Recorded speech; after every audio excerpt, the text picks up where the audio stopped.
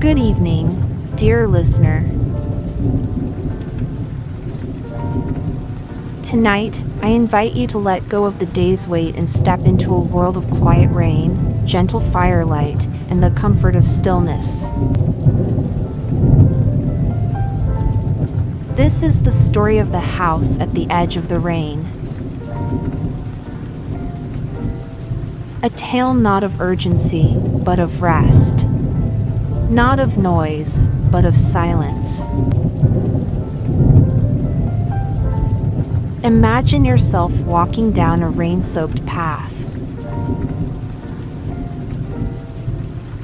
At the end of the lane, a small wooden house waits for you. Its windows glow faintly. Its porch has been mossy for years.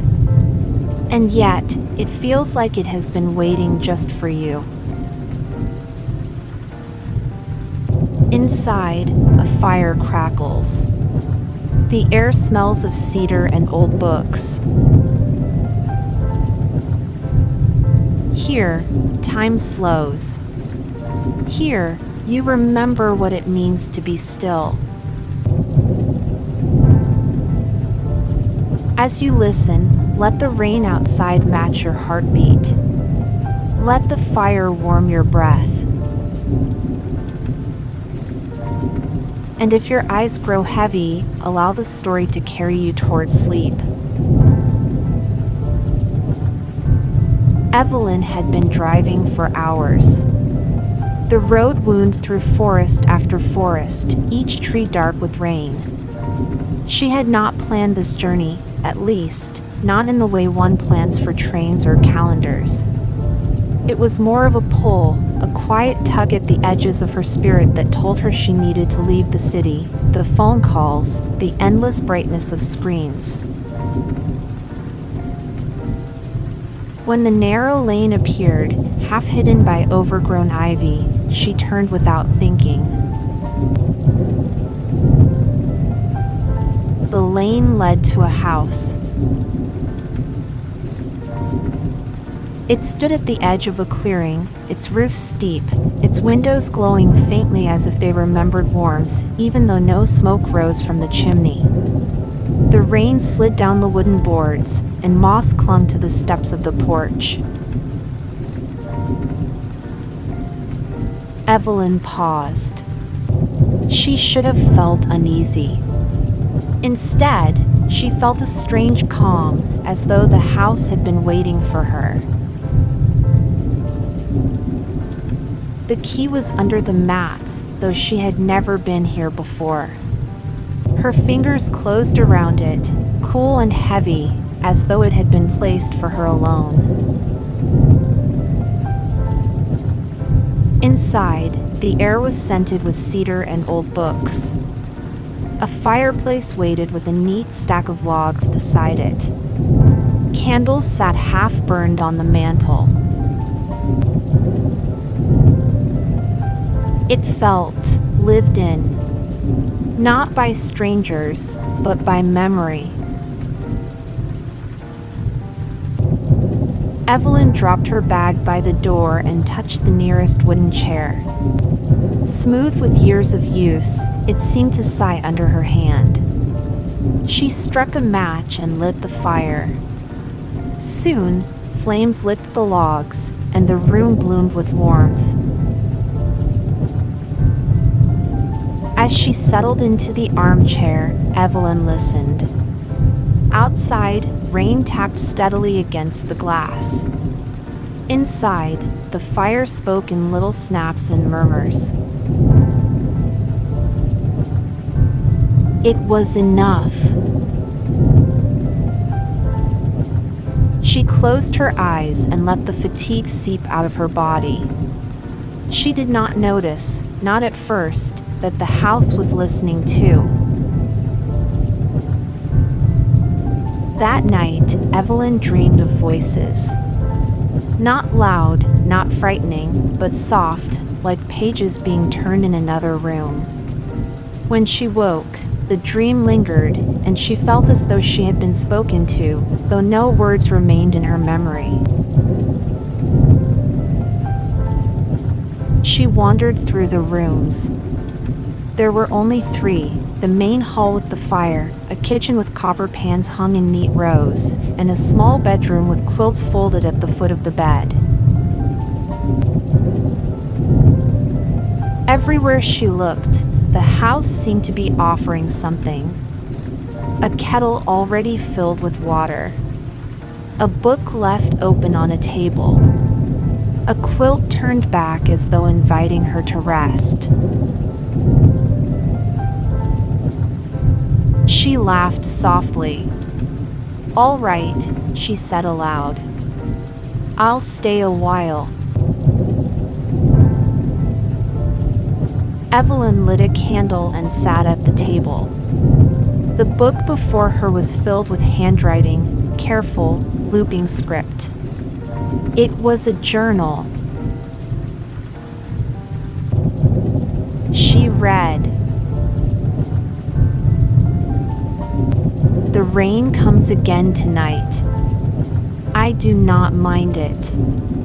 The house likes the rain. It seems to breathe easier, as though the sound of water against the roof comforts it."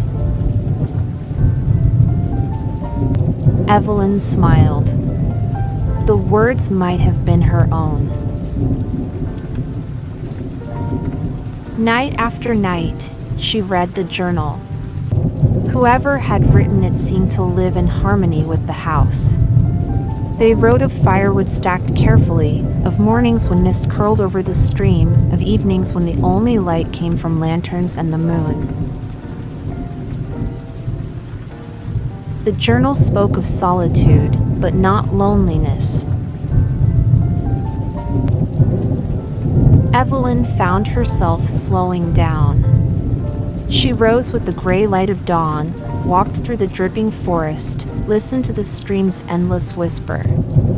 She cooked small, simple meals in the kitchen and read by firelight until her eyes grew heavy. And always, the house seemed to respond. A window would swing open when the air grew stuffy. A candle would gutter out just as she grew ready for sleep. The rain itself seemed to time its rhythm with her heart. One evening, as the fire burned low, she whispered, "Who lived here before me?" The house creaked in silence. A log shifted. And in that simple sound, she felt her question had been heard. On the fifth night, Evelyn was not alone. She awoke to the sense of someone standing by the fire. Her breath caught, but when her eyes adjusted, she saw only a figure of light, pale and shimmering like mist. The figure was neither man nor woman, neither young nor old. It was simply presence. "You have come," the figure said, its voice like the hush of rain. Evelyn sat up, strangely calm. "Who are you?" "I am the memory of this house," the figure said. "I am what remains when years pass and voices fade. I am the warmth that lingers in the wood, the patience of stone, the hush of falling water. You hear me because you are quiet enough to listen." Evelyn swallowed. "Why me?" The figure tilted its head. "Because you needed rest. And because you asked even without words."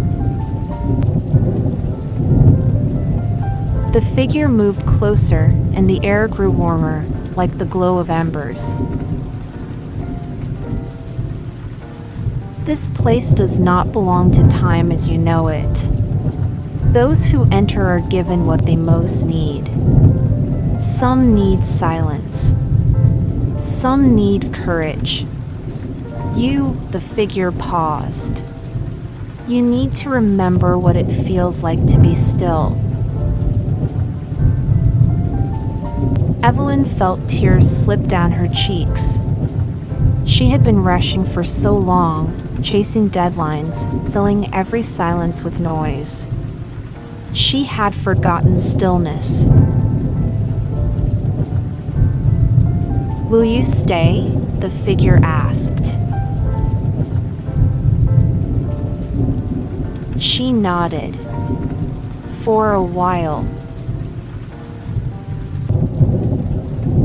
And then, like a candle snuffed by a gentle breath, the figure was gone. Only the fire remained, glowing steadily. Days passed, or perhaps weeks. Evelyn no longer counted time. She woke with the dawn, walked the mossy paths, read by the fire. Sometimes she spoke aloud, and the house seemed to answer with creaks or soft sighs of wood. She no longer dreamed of the city. She no longer felt the tug of unanswered messages. Her heart had slowed to the rhythm of rain. One morning, as mist curled outside the window, Evelyn knew it was time to leave. The thought came not with sorrow, but with clarity. Rest had done its work. She packed slowly, leaving the journal on the table where she had found it. She added one page of her own. "I was weary, and the house gave me rest. I was in a hurry, and the rain taught me stillness. Whoever finds this place, know that you are welcome. May the house remember you, as it remembered me." She closed the door behind her. The key slid back under the mat. The house seemed to exhale, with settling into quiet. When she walked down the lane, the rain lifted. Sunlight touched the dripping leaves, and the world shone. Evelyn did not look back. She did not need to. The house would remain, waiting, remembering. And so, dear listener, the story ends. A woman found rest in a house that listened. A house that held not ghosts, but memory, not fear, but silence. A house that gave back the simple gift of stillness. Perhaps you too carry the weight of hurried days, of noise and expectation. Perhaps there is a part of you that longs, as Evelyn did, for quiet. Tonight, let this story be your house at the edge of the rain. Let the rhythm of water, the warmth of imagined fire, and the hush of remembered voices be your shelter. Close your eyes now. Breathe deeply. Feel the soft darkness around you, steady and kind. The night will hold you. The rain will sing for you. And sleep will come, gentle and unhurried. Good night.